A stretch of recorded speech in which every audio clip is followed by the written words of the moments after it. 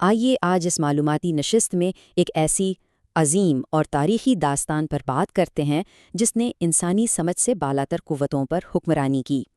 یہ کوئی عام کہانی بالکل نہیں ہے، بلکہ طاقت، حکمت اور عاجزی کی ایک ایسی داستان ہے جو عقل کو دنگ کر دیتی ہے۔ تو شروعات ایک بہت ہی اہم سوال سے کرتے ہیں۔ انسانی تاریخ کی سب سے عظیم سلطنت آخر تھی کون سی؟ اور دیکھیے، یہ کوئی عام دولت یا زمین کی بادشاہت نہیں تھی، بلکہ ایک ایسی حکومت تھی جس نے فطرت کے تمام قوانین کو مات دے دی تھی۔ اس سلطنت میں صرف انسان نہیں، بلکہ کائنات کی بے شمار مخلوقات تابع تھیں۔ اس طاقت کا اندازہ لگانا ہی ناممکن سا لگتا ہے۔ اس عظیم الشان فوج کے مختلف حصے تھے، جن میں صرف انسان نہیں بلکہ جنات، جانور اور یہاں تک کہ ہوائیں بھی شامل تھیں۔ ذرا تصور کریں، پرندے سورج کی تپش کو روکنے کے لیے گھنے بادل کی طرح سایہ کرتے تھے۔ اس فوج کا ہر ایک حصہ 25 فرسخ کے وسیع رقبے پر پھیلا ہوتا تھا، جو بذات خود ایک معجزہ ہے۔ چلیے بڑھتے ہیں حصہ پہلا، بے مثال سلطنت کی طرف، تاکہ ہم اس معجزاتی طاقت کے روزمرہ کے معاملات کو سمجھ سکیں۔ اب ان کے سفر کی رفتار کو ہی لے لیجئے، ایک پورے مہینے کا طویل سفر، اور وہ بھی محض ایک صبح کے وقت میں طے ہو جاتا تھا۔ ہواؤں پر اڑنے والا تخت مہینوں کا سفر گھنٹوں میں سمیٹ دیتا تھا۔ یہ واقعی حیران کن ہے۔ لیکن یہاں ایک بہت ہی دلچسپ تضاد سامنے آتا ہے۔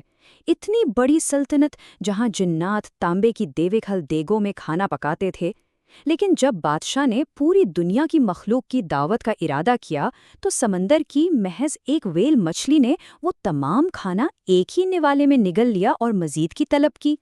اس واقعے سے فوراً یہ احساس ہو گیا کہ کائنات کی تمام مخلوقات کو رزق فراہم کرنے کی اصل قدرت صرف اور صرف پروردگار کے پاس ہے۔ اور اسی کے ساتھ آتے ہیں حصہ دوسرا، حکمت اور مکمل عاجزی پر۔ دنیاوی طاقت کے عروج پر ہونے کے باوجود یہاں ہمیں بے پناہ حکمت اور عاجزی کا ایک انوکھا امتزاج ملتا ہے۔ مثال کے طور پر اس مشہور ابتدائی فیصلے کو دیکھیں۔ جب دو مائیں ایک ہی بچے کی دعوے دار بن گئیں تو طاقت کے استعمال کے بجائے انسانی فطرت کی گہری سمجھ بوجھ سے کام لیا گیا۔ بچے کو دو حصوں میں تقسیم کرنے کا حکم دے کر اصل ماں کی ممتا کو بیدار کیا گیا، جس نے بچے کی جان بچانے کے لیے اپنا دعویٰ فوراً واپس لے لیا۔ ایک ناممکن مسئلے کا کیا شاندار حل تھا یہ! اور سب سے حیران کن بات کیا ہے، نایاب یاقوت اور زمرد سے بھرے خزانوں کا مالک ہونے کے باوجود اس بادشاہ نے کبھی شاہی خزانے سے اپنی روٹی نہیں کھائی۔ جی ہاں، اس کے بجائے وہ کھجور کے پتوں سے اپنے ہاتھوں سے ٹوکریاں بناتے اور حلال رزق کما کر ایک انتہائی سادہ زندگی بسر کرتے تھے۔ اب ہم آتے ہیں حصہ تیسرا، ملکہ بلقیس سے ملاقات کی جانب۔ یہ ان کا سب سے اہم سفارتی محاذ تھا۔ یہ پورے واقعات کسی سنسنی خیز تھرلر سے کم نہیں۔ ہدہد پرندے کا خبر لانا، سورج کی پوجا کرنے والی ملکہ کی گود میں ایک چیلنجنگ خط گرنا، پھر ایک بغیر سوراخ والے موتی کو ایک ننھے کیڑے سے چھیدنا، اور آخرکار ملکہ کے عظیم الشان تخت کا پلک جھپکتے ہی حاضر ہو جانا۔ یہ ایک ایسا سفر تھا جس نے ایک پوری قوم کے عقیدے کو بدل کر رکھ دیا۔ سوال یہ پیدا ہوتا ہے کہ ملکہ کے سخت پہرے والے تخت کو اتنی دور سے آخر لایا کیسے گیا؟ اصل میں وزیر آصف بن برکھیا نے اسم اعظم کے الہامی علم کو استعمال کرتے ہوئے وہ بھاری تخت محض پلک جھپکنے کی دیر میں بادشاہ کے سامنے لا حاضر کیا تھا۔ پھر وہ لمحہ آیا جب ملکہ نے ایک شفاف شیشے کے فرش کو پانی کا تالاب سمجھ کر اپنا شاہی لباس تھوڑا اوپر اٹھا لیا۔ اس ایک بصری دھوکے نے اس کے غرور کو بالکل چکنا چور کر دیا اور اسے ایک سچی اور بڑھتر حقیقت کے سامنے سر تسلیم خم کرنے پر مجبور کر دیا۔ آئیے اب دیکھتے ہیں حصہ چوتھا، عظیم آزمائشیں، کیونکہ یاد رکھیے، جہاں طاقت ہوتی ہے وہاں کڑی آزمائشیں بھی ہوتی ہیں۔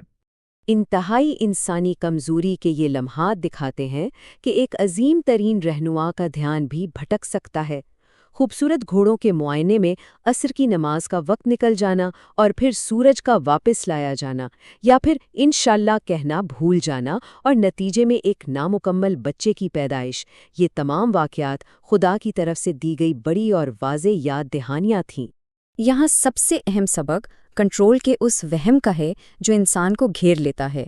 بادشاہ نے جنات کی مدد سے اپنے نامکمل بچے کو موت سے بچانے کے لیے بادلوں کی بلندیوں میں چھپانے کی کوشش کی، لیکن کیا فائدہ؟ ملک الموت تو تقدیر کے حکم سے پہلے ہی وہاں بادلوں میں اس کا انتظار کر رہا تھا۔ یہ آزمائشوں کا سلسلہ ایک انتہائی موڑ تک پہنچتا ہے۔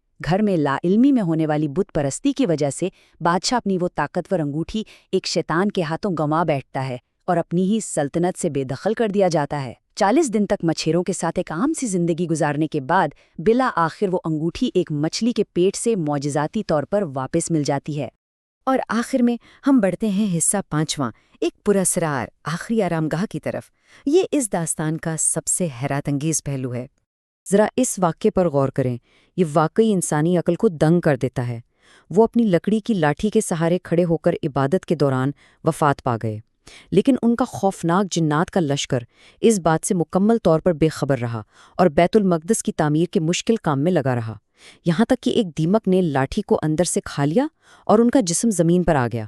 ان کے جسم کے گرنے سے ایک بہت بڑا افسانہ ہمیشہ کے لیے ٹوٹ گیا کہ جنات علم غیب جانتے ہیں۔ اگر وہ واقعی غیب کا علم رکھتے تو بھلا اتنے طویل عرصے تک اس ذلت آمیز مشقت اور عذاب میں کیوں گرفتار رہتے؟ انتقال کے بعد بھی دشمنوں نے ان کی وراثت کا پیچھا نہیں چھوڑا۔ شیاطین نے ان کے تخت کے نیچے کالے جادو کی کتابیں دفن کر دیں تاکہ ان کے سچے معجزات کو محض جادوگری ثابت کر کے ان کا نام خراب کیا جا سکے۔ لیکن بعد میں آنے والی الہامی کتابوں نے ان پر لگائے گئے اس جھوٹے الزام کو مکمل طور پر صاف کر دیا۔ اس نشست کو سمیٹتے ہوئے اس ایک گہرے سوال پر ضرور غور کیا جانا چاہیے۔ اگر ایک ایسا بادشاہ جو ہواؤں، جنات اور درندوں کو کنٹرول کرتا تھا، وہ بھی انسانی عاجزی، کڑی آزمائشوں اور موت کے اٹل حقیقت کا پابند تھا، تو آج کی دنیا کی عارضی طاقتوں اور اختیارات کی کیا حیثیت رہ جاتی ہے؟ سچی طاقت مادی دنیا کو قابو کرنے میں نہیں، بلکہ فنا ہونے کے سامنے اپنی انسانی حدود کو تسلیم کرنے میں ہے۔